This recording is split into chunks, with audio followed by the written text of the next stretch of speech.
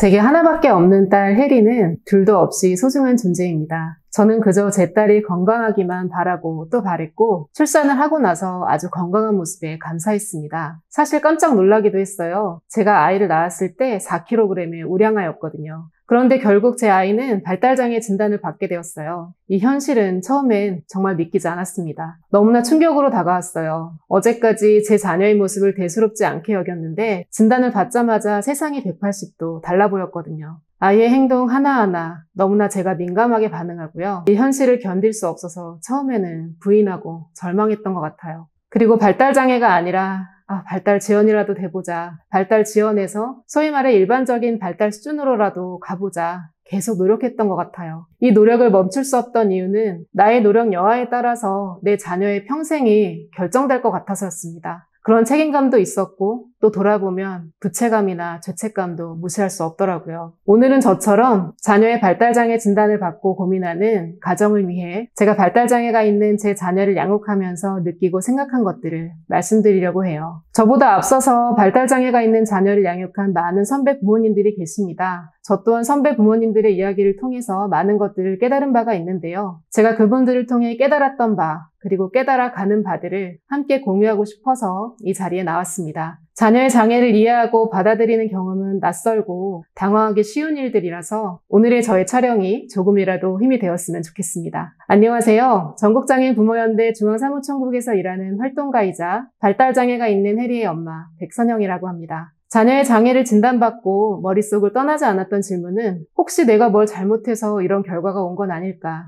라는 것이었어요. 임신 중에 받은 스트레스가 너무 컸었나? 태교음악을 제때 들려주지 못한 건 아닐까? 특정 음식을 먹거나 사소한 어떤 행동까지 떠올리면서 스스로를 체근하게 되죠. 또 누구에게도 제출할 것도 없는 반성문을 계속 머릿속으로 썼던 것 같아요. 발달장애 진단을 받기 전까진 귀엽다고 웃어넘겼던 행동들이 진단서를 받아든 순간부터 모두 증상처럼 보이기 시작했어요. 때로 제 시선은 아이의 숨결보다 검사 결과에 머물러 있었습니다. 계속 내가 무엇을 했는지, 아이를 위해 무엇을 어떻게 해야 하는지 계획은 세우는데 번번이 실패하는 거예요. 저는 거기에만 머물러 있었습니다. 그리고 그 이면엔 항상 불만과 불안이 있었어요. 이런 불안은 저를 마라톤 상담으로 몰아넣었어요. 혹시 오진이 아닐까 싶은 마음이 있기도 했지만 사실 오진이라고 하기엔 저희 아이가 가진 장애가 현저하게 보였기 때문에 커다란 어떤 낙인의 도장이 가슴에 찍힌 것 마냥 생각이 되더라고요. 장애 진단 받고 나서는 이면과 불면증에 계속 시달렸습니다. 몇 달 동안 대학병원, 소아정신과, 언어발달센터, 감각통합치료실 전전하기도 했고요. 그러면서 발달장애는 나을 수 있다라고 말하는 기관에서 하라면 하는 대로 돈, 시간, 에너지를 들이면서 따라가기도 했습니다. 지치기도 했어요. 할 수 있는 건 다 해봤다고 느꼈는데 발달이 안 늘더라고요. 아니, 발달에 장애가 있는 아이한테 발달을 계속 기대하고 있다는 게 참 어리석지 않습니까? 말도 안 되는 기대를 하고 있는 거구나 싶기도 했고요. 마치 시지프스의 형벌 같았습니다. 여기저기 치료실 전전해가면서 아이에게 윽박도 질러가면서 자녀의 발달에 집착했던 것 같습니다. 근데 어느 순간 문제는 그게 아니라는 걸 깨닫게 되더라고요. 사실 이 답은 너무나 뻔한데 부모연대를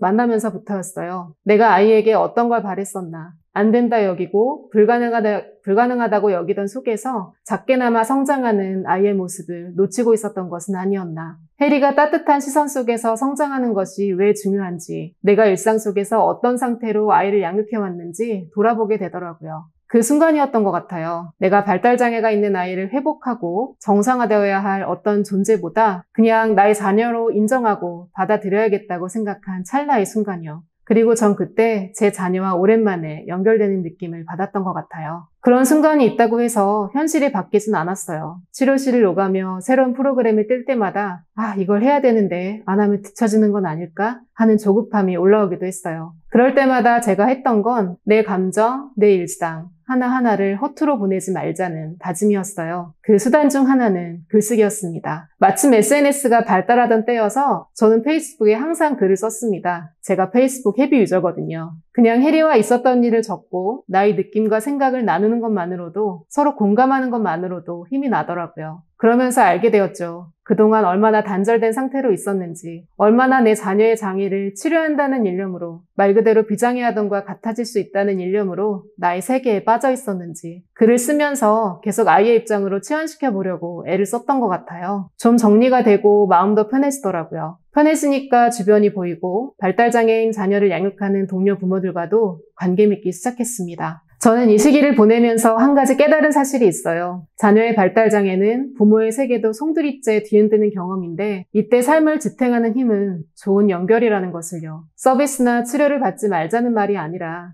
이 모든 것들이 힘이 되려면 일단 심리적이고 정서적인 안정감이 느껴져야 하는데 이 모든 것을 할 때 나 자신이 어디에 연결되어 있는가 그리고 내 자녀와 나는 연결되어 있는가가 가장 챙겨야 할 요소라는 것을요. 어떤 연구들을 본 적이 있는데 그 내용을 들여다보면 결국 10년 뒤 아이의 성장 곡선을 가르는 건 부모의 정서적 안정감이더라는 내용이 있더라고요. 온기를 잃지 않는 집은 아이를 성장시켰고 불안이 가득한 집은 아무리 촘촘하게 프로그램을 하더라도 아이가 쉼없이 긴장했다는 거예요. 그리고 그 정서적 안정이라는 건 부모의 안정에서 시작되고 부모의 안정은 좋은 연결이라는 것. 혼자가 아니라 함께하는 이들을 바라보는 것이 필요하다는 것 꼭 말씀드리고 싶었습니다. 그래서 오늘 저는 부탁드리고 싶습니다. 정보보다 먼저 당신의 마음을, 치료실보다 먼저 당신 옆에 사람을 꼭 붙잡아 주세요. 내 아이를 향한 사랑이 길을 비추고 부모들 사이의 따뜻한 연결이 그 길을 단단히 다져줍니다. 우리는 혼자가 아닙니다.